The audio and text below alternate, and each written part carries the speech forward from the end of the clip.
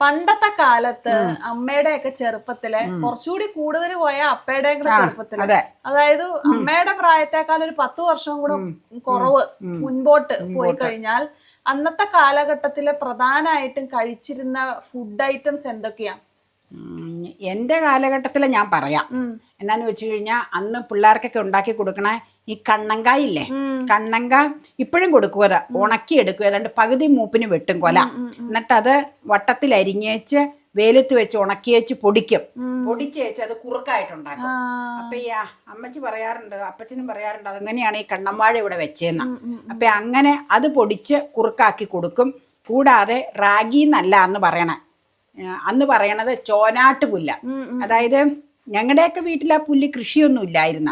ഇവിടെ അമ്മച്ചിയും വീട്ടിലെ വല്യപ്പയുടെ അമ്മച്ചിയൊക്കെ ഇതിങ്ങനെ വാനം തോണ്ടിയെങ്ങാണ്ടാ നടണേ. എൻ്റെ അമ്മച്ചിയുടെ വീട്ടിലൊക്കെ ചെയ്യുമായിരുന്നു ചോനാട്ട് പുല്ലിൻ്റെ കൃഷി. അങ്ങനെ ചെയ്തേച്ച് അതിൻ്റെ വിളവെടുപ്പ് നടത്തിയേച്ച് അവരത് കിട്ടി കഴുകി പിറക്കി അതിൻ്റെ അരി കറുത്തിരിക്കണേ ബ്രൗൺ നിറത്തിലിരിക്കണേ അരി എല്ലാവർക്കും അറിയാതെ റാഗി ഇപ്പം കിട്ടണേ ആ ഫോമിൽ അത് എടുത്തേച്ച് കഴുകി ഉണക്കി പൊടിച്ച് അത് കുറുക്കും പാലില്. എന്നിട്ട് മധുരത്തിന് വേറെ എനിക്ക് തോന്നണ കൽക്കണ്ടമൊക്കെ ചേർക്കുമെന്ന് എനിക്ക് തോന്നണം. അന്ന് ഞങ്ങളുടെയൊക്കെ കാലത്ത് ശർക്കര ചേർത്താ തന്നെ. എന്നിട്ട് അത് കുറുക്കി ശർക്കരയും പാലിലാ കുറുക്കണം, അല്ലെങ്കിൽ വെള്ളത്തിൽ കുറുക്കിയാലില്ലേ വയറുണങ്ങും. അത് കാരണം പാലിൽ കുറുക്കി വെച്ച് ശർക്കരയും ചേർത്ത് കഴിക്കും. അപ്പൊ എപ്പോഴും ഈ റാഗിപ്പൊടി കാണുമ്പോൾ പറഞ്ഞ പണ്ടത്തെ ഓർമ്മ എപ്പോഴും ഇവിടെ ഇരുന്ന് പറയാറില്ലേ. അന്നല്ലാതെ സെറിലാക്കോ ഫാരക്സോ അങ്ങനെയുള്ളതൊന്നും ഇല്ല. ഇപ്പോഴല്ലേ ഇങ്ങനെ ടിൻ ഫുഡുകളായത്. അപ്പൊ അന്നത്തെ അതുകൊണ്ട് ഇവർക്കൊക്കെ, എനിക്ക് അത്ര ഇതൊന്നുമില്ല, ഇവർക്കൊക്കെ നല്ല ആരോഗ്യമുണ്ട്. എനിക്ക് ആരോഗ്യം കുറവാന്നല്ല, പക്ഷെ വലിയ പറയത്തക്ക രീതിയിൽ ഒരുപാട് ആരോഗ്യമൊന്നുമില്ല. എങ്കിലും ജലദോഷം പോലും വരാറില്ല. ജലദോഷം വന്നില്ലെങ്കിൽ വേറെ പലതും പിടിപെടണുണ്ടല്ലോ. അത് പിന്നെ ജനറ്റിക് അല്ലേ, നമ്മുടെ കാരണവന്മാരുടെ ഇതൊക്കെ നമുക്ക് കിട്ടൂലോ. അപ്പൊ ഞാൻ പറഞ്ഞു വന്നത് എന്നാന്ന് വെച്ചാൽ അപ്പയ്ക്കൊക്കെ അങ്ങനെ ജനറൽ ഹെൽത്തിന്റെ ഇത് അപ്പ എപ്പോഴും പറയൂലേ ഈ ചോനാട്ടുപുല്ല് കുറുക്കണത്. അപ്പൊ അതൊക്കെയാണ് അന്നൊക്കെ അങ്ങനത്തെ ഭക്ഷണം പിള്ളേർക്ക് കൊടുക്കണം. പിന്നെ കണ്ണങ്ക ഉണക്കി പൊടിച്ച് കുറുക്കിയെടുക്കും. അപ്പൊ അതുമാണ് ഭക്ഷണമായിട്ട് കൊടുക്കണത്.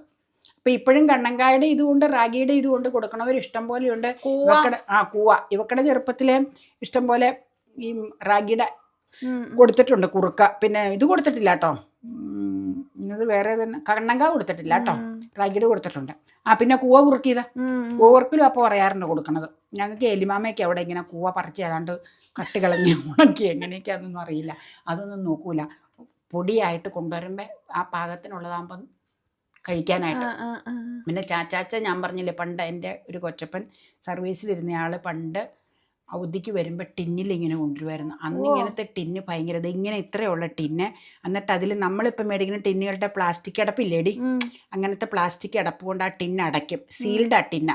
എന്നിട്ട് ആ അടപ്പിങ്ങനെ മാറ്റി വെച്ച് അത് ഇങ്ങനെ ചാച്ചൻ എങ്ങനെയാണെന്ന് വെച്ചാൽ പ്ലയർ വെച്ചാൽ അത് തുറക്കണത്, തുറന്ന് വെച്ച് കൂവപ്പൊടി ഇങ്ങനെ, എന്നിട്ട് അത് പാലിൽ കുറുക്കി ശർക്കരയും തേങ്ങയൊക്കെ ചേർത്ത് തരുമായിരുന്നു. ഞങ്ങളുടെ അമ്മച്ചി മരിച്ചു കഴിഞ്ഞാൽ അപ്പോൾ ഗ്രാൻഡ് മദർ ഉണ്ടാക്കി തന്നുകൊണ്ടിരുന്നത്. അപ്പം അങ്ങനെ ഞാൻ കഴിച്ചിട്ടുണ്ട് കൂവയുടെ. അല്ലാണ്ട് വീട്ടിൽ പിന്നെ എലിമാമയൊക്കെ കൊണ്ടുവരുമ്പോൾ എങ്ങനെയാ ഉണ്ടാക്കണേന്ന് ഞാൻ ശ്രദ്ധിച്ചില്ല. പറമ്പിലൊക്കെ അന്ന് കൂവയുണ്ട് ഇഷ്ടം പോലെ, കൂവ പറിച്ച് അവരെന്തൊക്കെയോ ചെയ്ത് പ്രോസസ്സിങ് നടത്തണേ.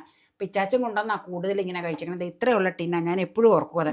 എന്നിട്ട് സീൽഡ് ടിൻ പ്ലാസ്റ്റിക് കവർ കൊണ്ട് അടയ്ക്കും. എന്നിട്ട് അത് തുറന്നു കഴിഞ്ഞാൽ പിന്നെ ആ കവർ വെച്ച് അടച്ചാൽ മതി.